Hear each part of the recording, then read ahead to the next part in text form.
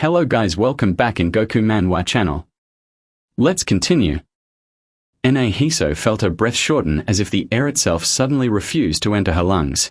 Every time Thea moved closer, her body reacted before her mind could keep up with what was happening to her. Her skin trembled, her stomach tightened, and a warm, almost electric wave rose slowly along her spine. She avoided his eyes, afraid that meeting his gaze would expose everything she was trying so hard to hide. While she tried to steady her breathing, he moved closer again, and the warmth of his breath brushing against her skin made her lose her footing inside herself. When he kissed her, it was with a quiet determination that pulled everything away from her. The world, the sense of time, even the defenses she usually held so tightly. She felt her lips give in, her thoughts blur, her resolve melt between her fingers. A sharp shiver ran down her neck and settled deep in her body, leaving her unbalanced and overwhelmed. Thea pushed deeper into the moment, refusing to let the intensity slip. She called out to him in a pleading tone, asking him to stop teasing her, but he continued, deepening the kiss with a steady, unshakable desire that left her too weak to resist. Afterward, he hinted indirectly at how tight and tense the moment had been, while Anso murmured that it was only because he kept pushing her, kept pressing her in a way that made her shiver uncontrollably. He held her with a kind firmness, his grip gentle yet unyielding, and she felt her thoughts empty under the weight of the sensation he stirred in her. The strange, overwhelming rush made it hard for her even to breathe properly. Thea looked at her closely, as if asking without words whether she had been thinking about him, a question that made her gasp and look back at him in confusion and embarrassment. He watched her with slow, deliberate intensity as he stepped back just slightly, unbuttoning his sleeve before reaching for her again to draw her nearer. She tried to deny thinking of anything like that, her voice stumbling over her own words, but he leaned in again, pushing the moment deeper and making her gasp more than once. Anso thought to herself that she had never even considered such thoughts until he brought them to the surface. She called his name again, begging him to slow down, insisting she couldn't think clearly, her mind too tangled in everything he was making her feel. She eventually told him, indirectly, that she was going to go through with it, feeling as though he was leaving her no mental space for anything else. She could barely think. Everything inside her was pulled into the intensity between them. When it was finally over, she let out a long, shaky breath, the kind that emptied the tension from her body. Thea exhaled as well, but something in his expression shifted almost immediately. He looked at her with a softness that carried a hint of hurt, and his voice dropped to something quiet and fragile as he told her not to make him believe things like that again. That small tremor of pain in his tone struck her deeply, cutting through the haze around her. She instinctively raised her hand, resting her palm against his cheek, her fingers moving slowly across his warm skin in an attempt to comfort him. She murmured that she was sorry, admitting it was her fault, and the moment the words left her lips, she felt heat rush up her face. Thea looked away at once, clearly too embarrassed to handle both her apology and her touch. He stepped back a little, unable to hold her gaze, and she frowned, feeling the shift like a sudden drop in the air between them. She asked why he was pulling away when she had already said she was wrong, confusion tightening her voice. Before she could finish the thought, he reached for her again with a certainty that didn't match his earlier hesitation. He pulled her toward him without questioning, without thinking, as if the movement itself was instinct, as if she was the one thing he wanted near him again and again, no matter how flustered he felt. Time passed, and the scenery around them changed. In a completely different setting, Thea walked with a quiet smile on his face, a small trace of earlier moments still lingering on him, as if whatever had happened between them continued to warm him from the inside long after the intensity had settled. A girl called out to him, surprised to see him walking with such an unusually cheerful energy. He answered her vaguely, his mind drifting back to something his mother had always told him.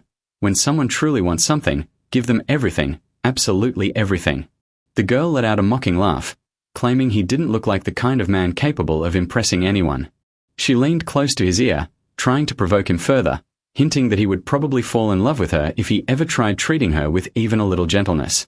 Tai shut her down quickly, his voice turning cold. She wasn't even his type. The girl stiffened at his bluntness, and the moment faded behind him as he continued on his way, the faint smile never fully leaving his face. Then the scene shifted back to Anso. She was lying against Thea, her breathing calm, her entire body relaxed in a way that made it clear how safe she felt. Her weight rested fully on him, warm and soft, as if she hadn't considered moving even once. Thea murmured, asking whether she was asleep. She replied that she was awake, though her voice held the drowsiness of someone who had slept so deeply that she'd lost any sense of time. Being so close to him in such a vulnerable, unguarded position made her blush, even if she tried to keep her expression neutral. There was something about the quiet between them, the warmth, the closeness, that left her flustered without warning. Thea suggested having breakfast together. She refused immediately, not even hesitating.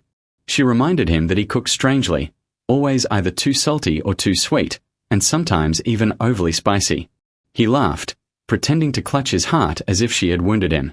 She had a talent for breaking his heart, he said, and even joked that his own wife wouldn't let him cook something as simple as fried rice for her. She told him to stop saying things like that, her cheeks burning a deep shade of red. He added, with exaggerated drama, asking if she was even refusing to shower with him. His tone was tragic and playful at once, and she could only blush harder, overwhelmed by the mixture of embarrassment, affection, and the strange warmth he carried so effortlessly into every moment with her. She burst out laughing, unable to hold it back, her voice trembling slightly with the last traces of sleep and embarrassment. They eventually got dressed, though Thea didn't stop teasing her for even a second. Anso let out a slow breath, trying hard not to react, but the heat rising to her cheeks betrayed her immediately. He sighed in mock heartbreak, saying it hurt him that she even refused to take his hand. She froze for a moment, caught off guard by the softness in his voice. Then, slowly, almost hesitantly, she reached for his hand. Thea jerked in surprise, his fingers tensing before settling around hers. She muttered that they should go, turning her face away so he wouldn't see how flustered she was. The warmth of his hand against hers unsettled her more than she expected. It was a simple gesture, yet it hit her with a strange intensity she couldn't explain. And then, without warning, a dangerous thought crept into her mind. What if one day he walked like this while holding the hand of a child who looked like him? She wondered whether he ever imagined a future like that, a future she might not be part of, a future where she would simply be someone who once walked beside him. The idea pierced her, and an almost selfish desire rose in her chest. A desire to ask him to abandon everything, to stay with her, to keep living in this imperfect but warm bubble they had created. She pictured a little girl with Thea's eyes, a tender image that melted her heart and frightened her at the same time. A future that looked soft and beautiful, but one she didn't feel worthy of belonging to. The scene shifted abruptly. In another home, a young woman was arguing with her father. He insisted she go visit a certain family because the president's son was her age. She refused immediately, reminding him that her grandfather had forbidden her from approaching any household whose name began with Beham. Her father replied calmly that he had dreamed of her grandfather the night before, and the old man had supposedly told him to remove that warning. The young woman exploded in disbelief. It was absurd, impossible, and yet her father casually took her outrage as an agreement.